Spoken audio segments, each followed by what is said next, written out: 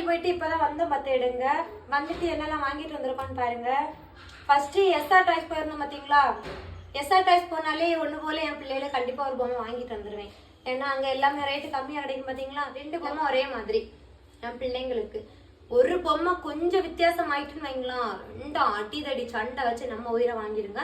அதனால 2 பேருக்கும் ஒன்னே போல பொம்மை கிடைச்சது. இது ஒன்னே போல கிடைக்கல. அதனால இது வந்து கொடைக்கானல் குளிருக்கு காதுல வச்சுக்கிட்டு பண்ணுவாங்கல்லாம்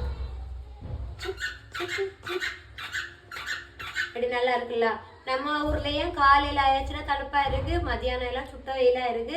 காலையில தணுப்புக்கு இது வச்சுக்கலாம் பாத்தீங்களா. இதே மாதிரி 2, அப்புறம் 2 பொம்மை.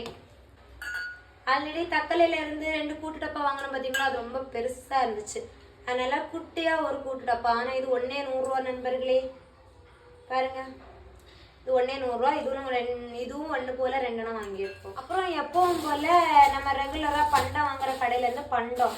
கடை பேர் அடிக்கடி கேப்பீங்க பாத்தீங்களா. இன்னைக்கு கடை பேர் பார்த்துட்டு வந்துட்டேன். நாங்க வந்து அம்மன் பேக்கரியில இருந்து வாங்குவோம். அப்படியா இன்னைக்கு என்னெல்லாம் வாங்கிட்டு இருக்கோன்னு பாருங்க. முறுக்கு, சிப்ஸு, சுத்து முறுக்கு, பூந்தி, மிக்சரு, பாம்பே மிக்சரு, சீவல், காரப்பொரி, பண்டவளம் தான். அடுத்தால பழ வகைகள் பார்த்தீங்கன்னா ஸ்வீட் கார்ன், பேரக்காய்.